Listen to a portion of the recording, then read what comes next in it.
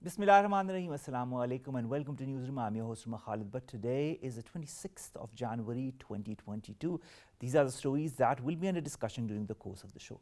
We'll begin, ladies and gentlemen, with the realities of the Indian Republic Day that is being celebrated today across India.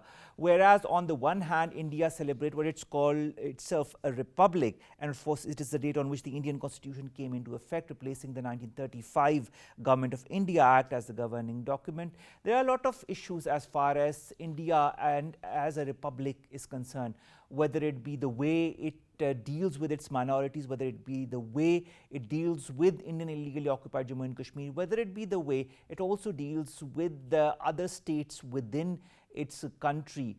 A lot of people have pointed out the routes that are getting rotten by every day. Well, India Republic Day, of course, also becomes a day of thought, of a lot of reminders of what India has been going through, of what India has been doing to its citizens. This is going to be our leading segment of the day. Our second story, ladies and gentlemen, of the day concerns the future of the relationship between the People's Republic of China and the United States of America. A lot of tensions exist as we speak, whether it be the trade tensions, whether it be the South China Sea, whether it be the tussle of power between these two powers. What is going to be the state of the relationship between China and the US in 2022? There is a new ambassador that has been named for the People's Republic of China. Will he be able to change some of the things?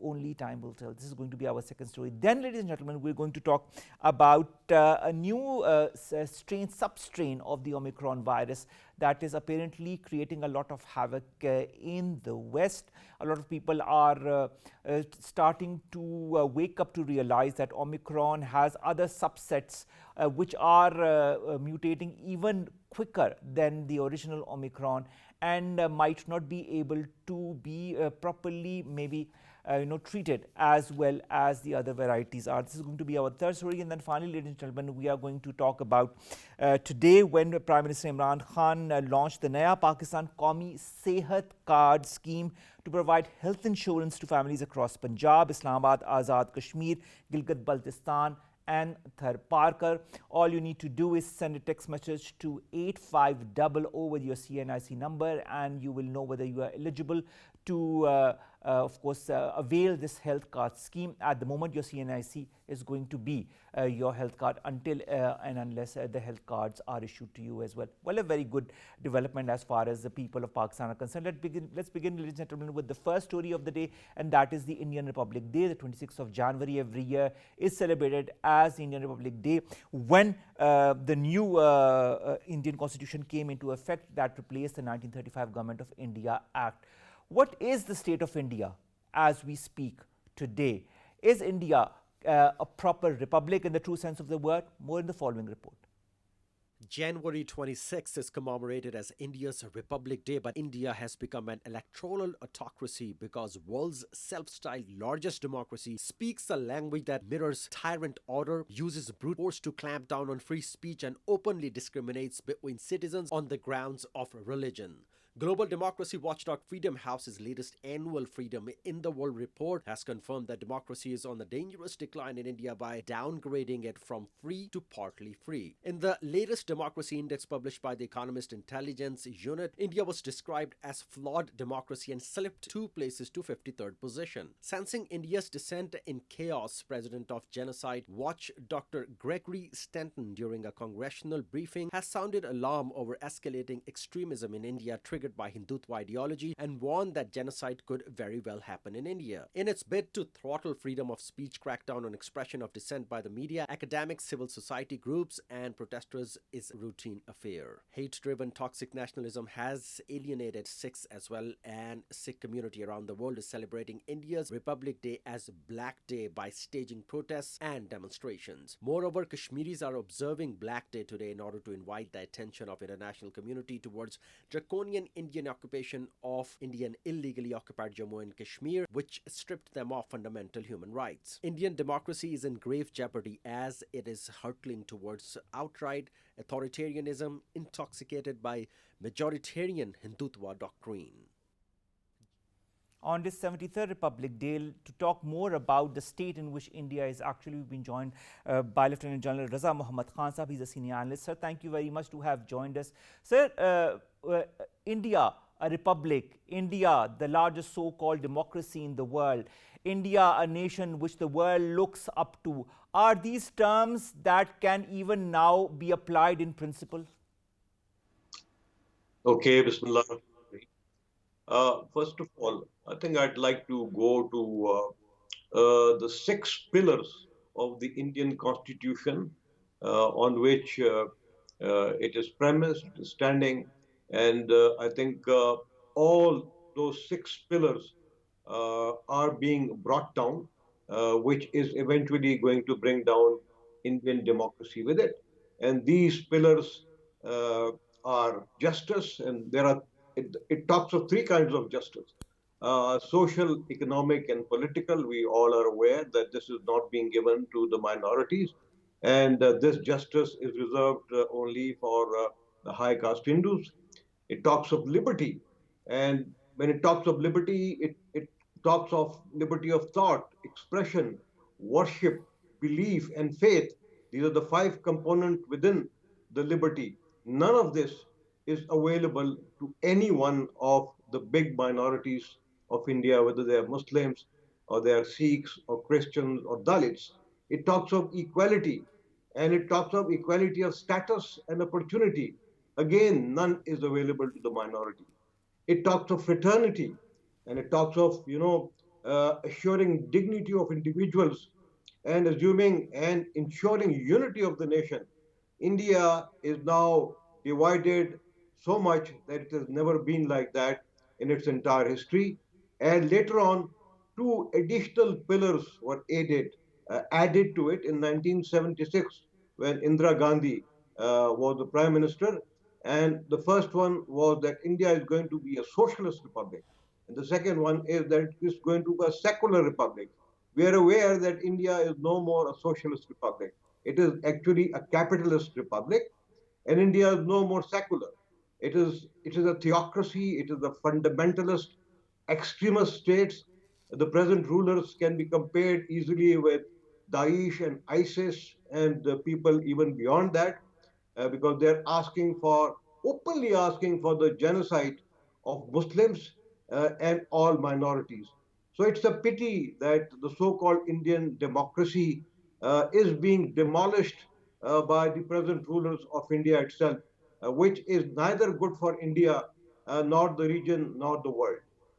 Well, Lieutenant General Saab, you talked about these 6 very important pillars on which the Indian Constitution is based, and I'd like to start with the last one. Isn't it a failed project of secularism? Where do you see the secularism that India prides itself by calling the way it is dealing with its minorities, with all those that stand up to what it is actually or what it is perpetrating towards its people? What I fail to understand, we've talked many times in the past as well, Lieutenant General Saab, there is no reaction whatsoever from the outside. Well, in fact, what is happening despite the media articles and all the human rights reports that are coming in is that the West continues to forge a stronger relationship with India. Is the Constitution, is secularism, are all these 6 pillars that you talked about, justice, liberty, equality, fraternity, socialism, not important to the West anymore?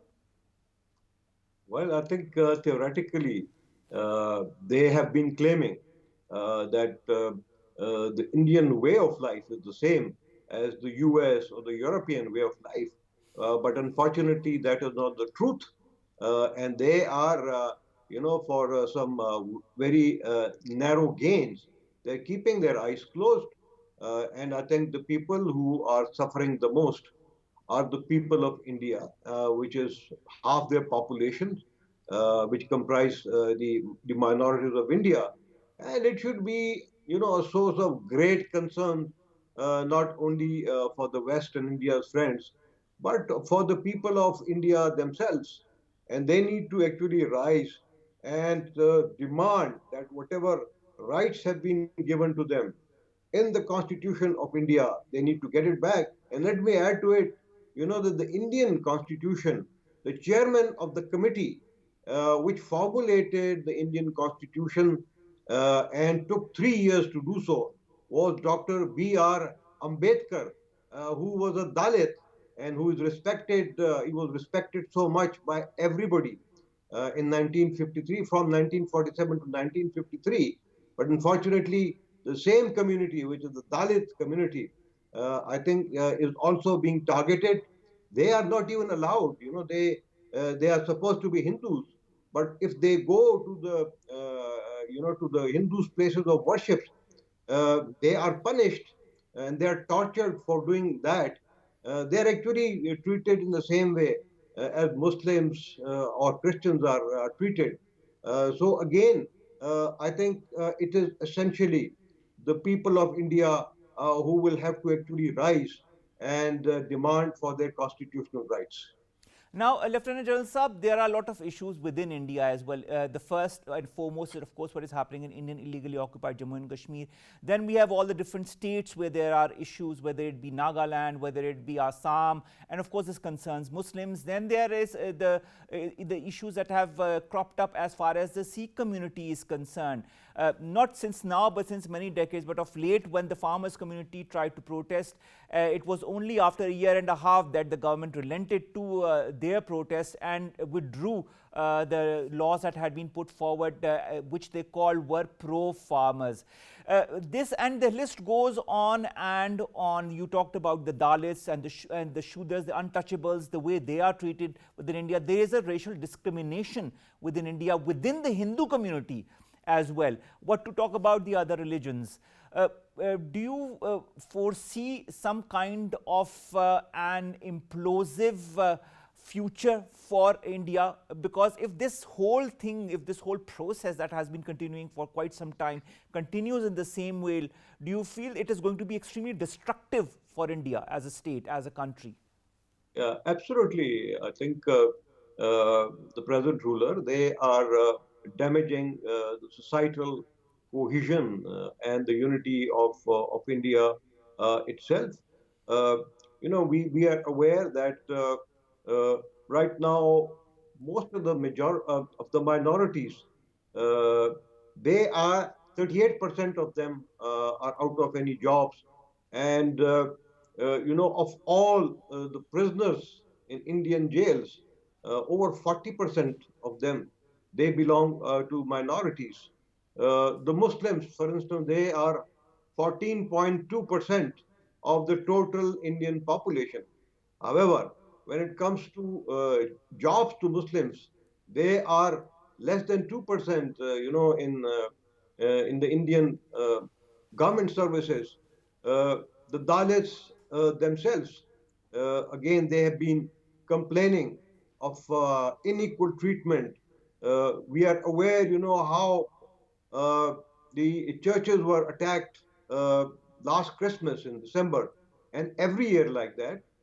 And they are, in fact, I'm surprised that the West and particularly the Christian nations are quite even about the ill treatment of the Christian minorities. But I think one of the major reasons is that there is a lot of censor, not only in whatever is happening in Kashmir, but also in the rest of India. And what some people have termed as Godi media is not brave enough to bring to light all these facts and figures to the people of India and as well as outside India. And therefore, many Indian politicians, writers, and thinkers, they've been warning that India may implode from the inside. And if that happens, then again, it is not going to be good for anyone. All right, Lieutenant General Saab, also there's another thing which is the foreign policy as far as India is concerned.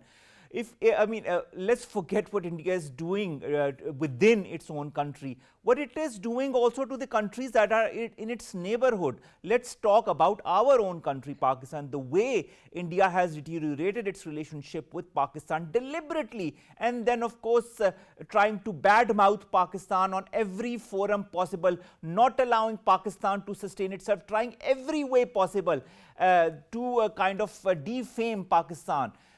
Why is that so for any country that calls itself secular? Of course, we've talked about it, secular or democratic or based on a constitution whatsoever. Don't you feel that country has a certain responsibility when it comes to its foreign policy? Absolutely. A very glaring example of that is that India has stymied SAARC, and Pakistan very recently invited India to come and join the SAARC foreign ministers meeting virtually, but they refused to even do that.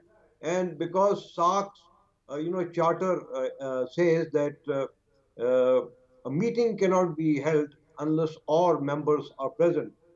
Therefore, I think this is not happening because India is refusing to actually honor what the rest of SAARC would want for the sake of development, and even to resolve uh, common issues, like climate That is change, so true. I mean, they poverty really don't eradication. feel, it doesn't seem as if they are willing in the least bit to resolve or even come to talks whatsoever on any point.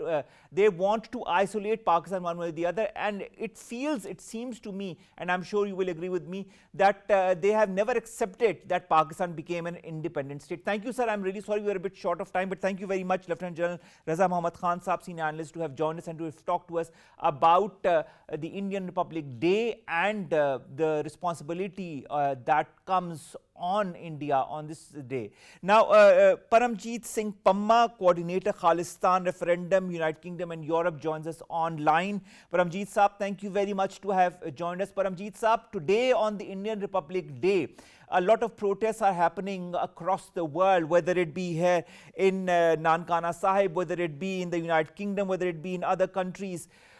Indian Republic Day is a very sad and a brutal reminder for all the minorities in India of the way India has been treating them. What's your take on that, sir?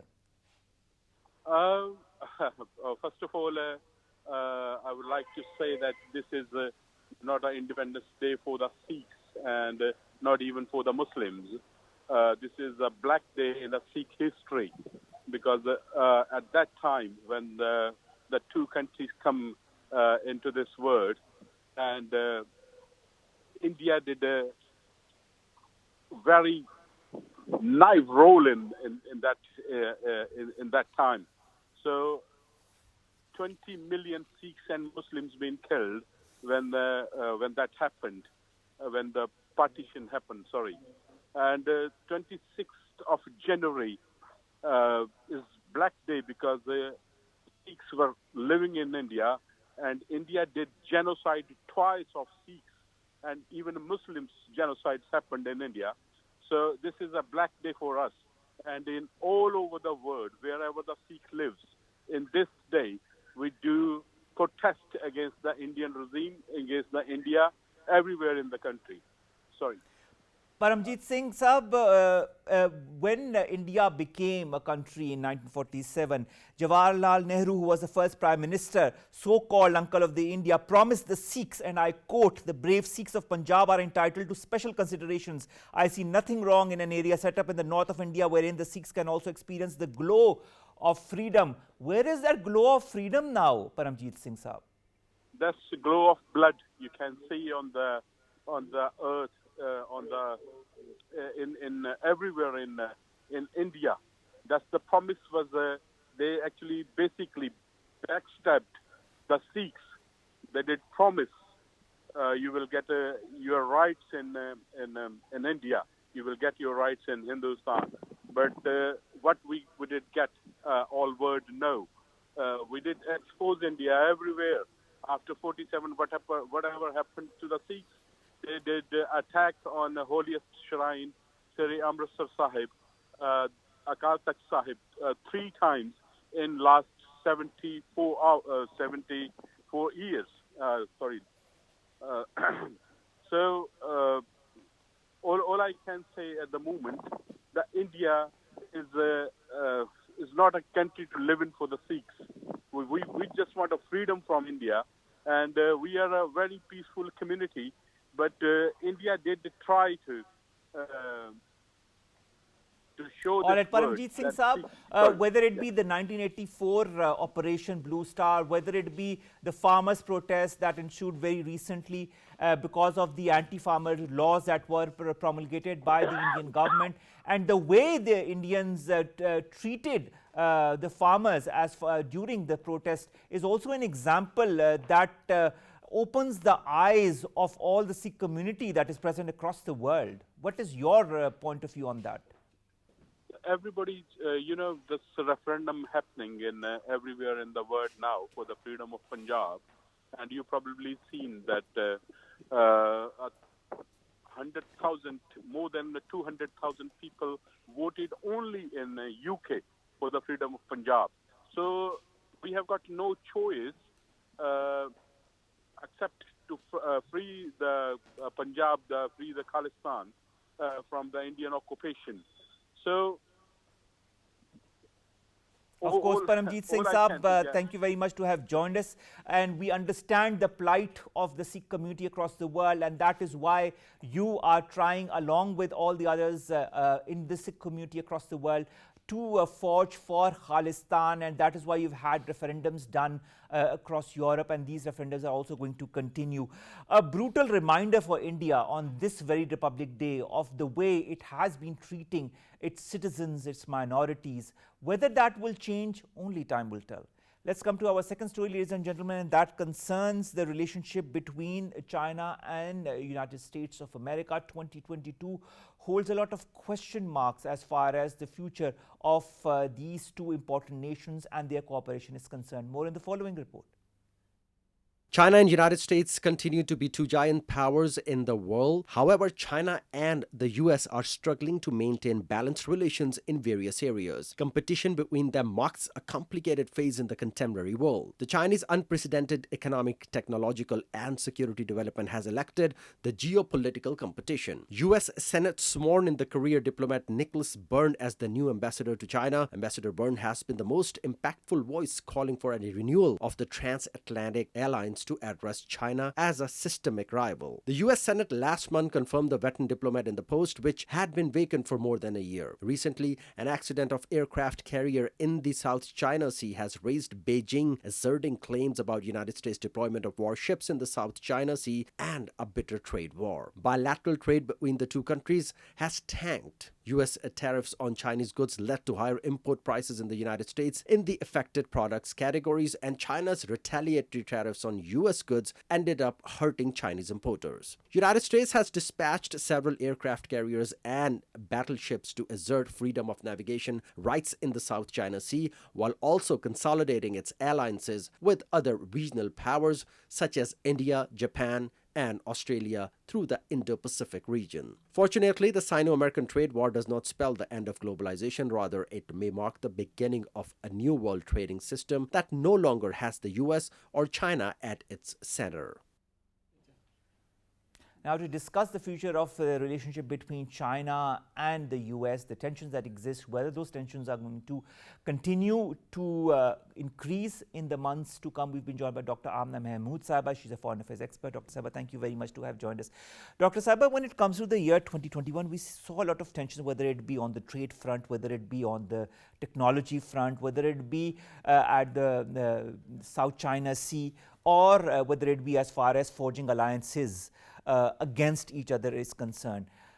What does 2022 hold as far as these two countries are concerned? We know that there's a new ambassador that has been sworn in for the People's Republic of China, who's Nicholas Byrne. That was a tweet that was posted by the Deputy Secretary of State, Wendy Sherman. Do you feel new ambassadors might change that equation, or do you feel this is going to be something that is going to remain as such? Is there going to be a status quo or any change? Omar, this is a very sensitive point, that China is emerging power and almost balancing United States in terms of strategic planning as well. Before that, it was emerging power in terms of economy alone, but now they have crossed that area and they are shifting from soft power to hard power, and this is the alarming time for the United States, and they want to curtail their powers by all means, and this is the time when Mr. Biden took over. By the way, US-China relations were at the lowest ebb because of the Mr. Trump policy towards China. I think that status quo would be the state of affair in 2022. Dr. Sahiba, you know, when this tweet came by Wendy Sherman, there were a lot of Chinese intellectuals who wrote underneath whether the posting of this new ambassador, Nicholas Burns, is going to change the so-called quote-unquote disastrous policies initiated by the Trump administration. Is the Biden administration going to continue with the same policies? I think Mr. Biden is not showing that much hostility as Mr. Trump showed towards China. And you have seen that he is very soft in use of the words. We have witnessed the last virtual conference of Mr. Biden and in November. Yes, in November, and that is not too far. And both claim to be the friend of each other. And Mr. Biden said that I never took Mr. Xi as a formal person. He is my friend, and both were giving good gesture towards each other. But what was the outcome of that? Outcome was, yes, I was coming to the point that outcome was that they did not discuss South China Sea. They did not discuss tension on Taiwan, the two vital issues of strategic importance for both sides. They just discussed some of the commercial issues, continuity of trade, and that was at least optimism from China that was visible in their articles and the press release of their foreign office, that it is start of reconciliation after Trump hostility. Is there any reconciliation in the cards in your point of view? I don't think so, because I just mentioned that they did not mention South China Sea. They did not mention Taiwan as well. These are very important topics. These were very important strategic issues. And you know, in the wake of Quad, the newly established alliance of United States sponsored alliance, you see that I think that United States is again coming back to the Cold War, the old Cold War, and now that it had with Russia. Of course, its relationship with Russia are also Union, not very hot or very warm at this moment. Yes. Let's come to the Winter Olympics in China. They are going to happen next month, but the US is not sending any official. It's any allies government also. It's allies. Allies, you know, Australia also, UK also. They are going to observe the boycott, and they are partner of Quad as well, you know. So a bit optimist people, I think that they are expecting that at the nick of time they would review their decision. You talked about Taiwan, if I'm not wrong, and you said Yes. this is one of the very important issues or thorny points between the United States and from the China. very beginning. Yes, and a lot of analysts say, even from the United States, that there's going to be no conflict in Taiwan in 2022, but we never know how things might vote forward. There's also Hong Kong, where both the countries have a very different point of view on it. Do you feel that there could be a convergence as far as that is concerned? I think that the convergence would not be possible, but there would be no physical conflict. There would be no kinetic use of energy there, because you know Taiwan has been a point of confrontation since 1979 when the United States switched its diplomatic recognition to PRC, People's Republic of China, and Taiwan was awarded peoples-to-peoples relation status. But since then, there is no conflict kinetic use of energy. There is potential, and that is never converted, because both nations know that how to deal with the the United States is raising heat by giving them arsenals, arms, and equipment, equipping them with the best military techniques. But I think that that is going to be normal. I think we Sino-US relations experts are taking it as a normal, because it is the policy of United States that they don't want to make things normal. They keep them But in, why you is know. that so? I mean, in That a is global American. arena where, you know, everything is can be viewed at a touch of a button, why can't you have normal functioning relations with the other countries? If you see the policy of United States since Monroe Doctrine back in 19th century, 20th century, it is a policy of United States to keep relation turbulent and dynamic in terms of creating tension on one side with the same country and resolving the other with the same country at the same time. What benefit does the US have with that? Because they don't want to they don't want to let others to take them for granted. They want to be important in their foreign policy, and they continue to follow some of the interest in positive direction and some of in negative direction. Same is the case with China. You see that their trade volume is raising, and there is more trade in Biden era. So Mr. Trump asked for lowering it down, cutting the volume of trade, but he could not do that because you know all the consumer items in United States are taken from China, though from their own sources, from the subsidiaries of their own companies like Colgate, etc. Even Apple has huge offices. Yeah, and everything is they are dependent heavily on for even consumer items. Okay, they cannot disengage, but there is such issues like use of lead, more lead in toys, and you know the consignment was sent back, and then it was the point was raised in WTO and so. But ultimately that issue was resolved because you know Chinese American children need toys, and they are all coming from China. Now, China and the United States also have a lot of issues as far as technology is concerned. The United States in 2021 did not, I mean, took all the opportunities, let's put it that way, to point fingers at China as far as hacking is concerned. They said that China was behind every single major hack that occurred. Why also this pointing the fingers at China, trying to defame China on the technological front when China is gaining strength on that front as well globally? Yeah, China is rising IT economy, and I think that they are monopolizing all over, and you see that there was some war on this software used by Huawei, and that issue was raised, and then Huawei switched over to another software. It was using the Google software, then it was not yes. allowed to use it anymore, Yes, so it's exactly. using its own software. It's now. a matter of you know intellectual property as well, but when you allow others, why not Huawei? But since Huawei was having a lot of trade and they were surpassing other mobile trades, so it was a time of you know alarming time for United States.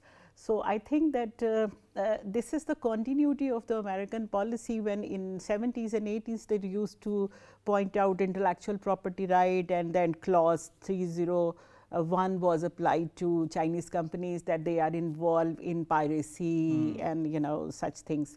But again there is a mechanism to resolve that, and now that is switched to hiking.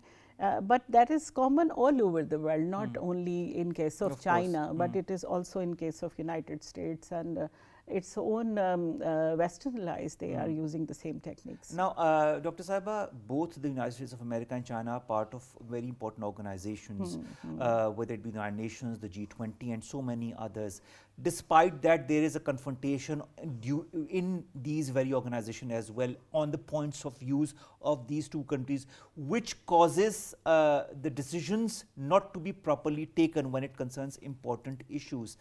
Why can't the US or China both, I mean, come to one middle ground kind of understanding as far as important global issues are concerned? Omar, I haven't seen any deadlock in UN organizations created by China. China oftenly we saw that China refrained from you know voting in case of United States taking some stand even in UN Security Council. So China avoids any politics in UN, especially the confrontation in case of some US standpoint or its allied matters. US is having always their own allies and their interest, and they are following that. But I think that China would continue to exercise the same policy, that they would not come in, in forefront in UN organization. As far as economic interests are concerned, China has designed totally their economy on the basis of connectivity to the world. And trade is having one good point, that it is beneficial for all. One is getting less, another is getting more, but everyone is getting at the end someday. Of course. And that is a win-win situation. So I think that China's that policy is fruitful in Chinese interest. As far as US-China relations are concerned, so I would quote that in that virtual meeting held in November last year, they decided 3 principles. One is coexistence, win-win policy, and then connectivity and coordination again. That's why both presidents were sitting, they kept on sitting before each other for 4 hours on virtual meeting. So I think that they don't want to disengage, but at the same time, they don't want to engage completely as well with each other. And that is the US policy, and US is having that policy towards every nation, so if you see Pakistan-US relations, policies. Of course.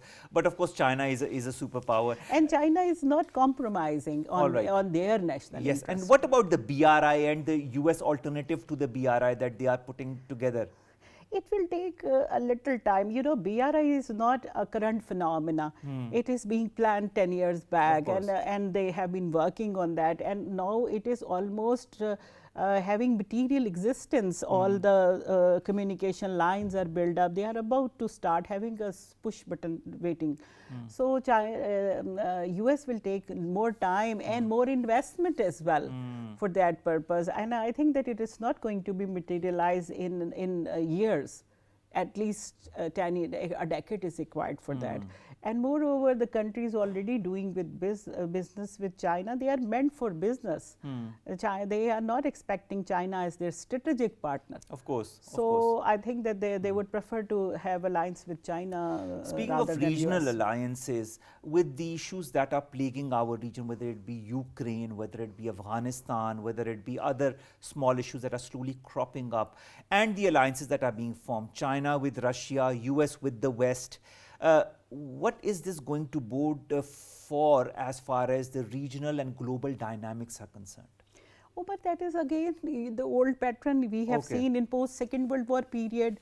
West allied with the United States, and that was by default because they needed money for development and rehabilitation of infrastructure in their country. And they were having uniformity of their ideology. Both were following the capitalism. That's why. And after that, you see that in Second World War, Soviet Union was also in allied power, but they disengaged, and they were forced to disengage because they were following another ideology, and US declared it as an evil ideology. Same pattern is going right now because Russia is asserting itself again as the claimant of as the successor of Soviet Union. But since they are not in that position to assert it unilaterally, so they are making alliance with China, and that alliance would be a strategic and economic alliance both. All right. And that would actually provide a major challenge to the United States and its allies.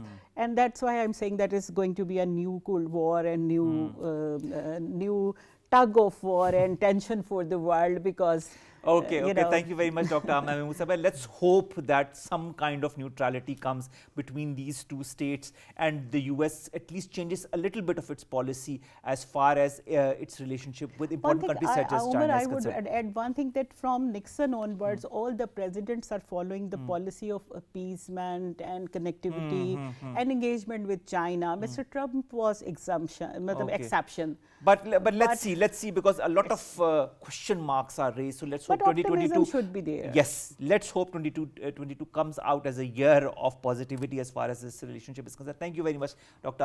Mehmood Sahiba, foreign affairs expert, who have talked to us about the relationship between the People's Republic of China and the United States of America. Let's come very quickly to our last two stories. The first is the stealth version of Omicron. There is a new subvariant of the variant Omicron of the COVID-19, and a lot of question marks are also being raised because this apparent subvariant is quite aggressive as far as its penetration and its, of course, the way it is being spread across people is concerned. Some doctors are saying that it could be controlled, others are saying it could not be detected by the PCR test.